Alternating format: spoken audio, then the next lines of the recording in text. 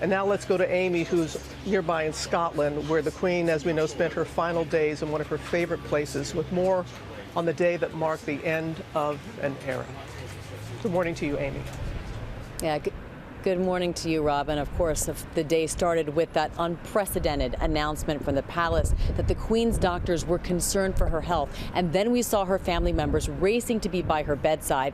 And just a few hours later, something that was, yes, intellectually inevitable, somehow seemed impossible and took so many around the world by surprise. This morning, the world mourning the passing of Britain's longest-serving monarch, Queen Elizabeth II, as new details emerge about her last moments. Two of her children, Charles and Anne, were with her during her final hours. The 96-year-old Queen passed away peacefully at her beloved Balmoral estate in Scotland Thursday. Charles seen earlier in the day arriving by helicopter. Other royal family members racing to try to get there in time. Flying into Aberdeen Airport in Scotland. Prince William, solemn on the tarmac. Spotted driving his uncles, Prince Andrew and Prince Edward, and Edward's wife Sophie to Balmoral.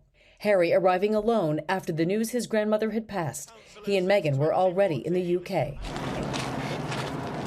A notice of Her Majesty's passing hung on the gates of Buckingham Palace.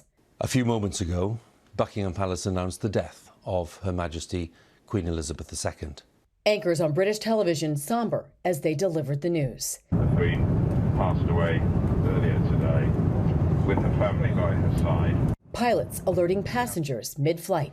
The news of the Queen's passing coming after a rare announcement from the palace just hours before, noting the Queen's doctors were concerned for Her Majesty's health. Now her eldest son Charles, now King, saying in a statement, "We mourn profoundly the passing of a cherished sovereign and a much-loved mother. I know her loss will be deeply felt throughout the country, the realms, and the Commonwealth, and by countless people around the world. My family and I will be comforted and sustained by our knowledge of the respect and deep affection in which the Queen was so widely held."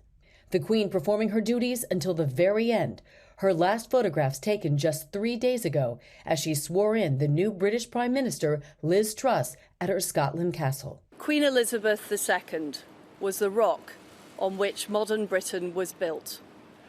Our country has grown and flourished under her reign. Mourners gathering outside Buckingham Palace.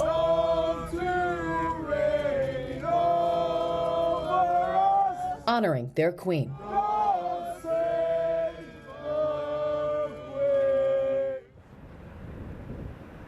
And here's some perspective for you. Queen Elizabeth's reign was so long, 70 years as we know, that 4 out of 5 people here in Great Britain have never known any other monarch. So what happened yesterday and the events that are to follow are momentous, significant, historic, and of course, somber. Robin. All of that, Amy. Thank you so much.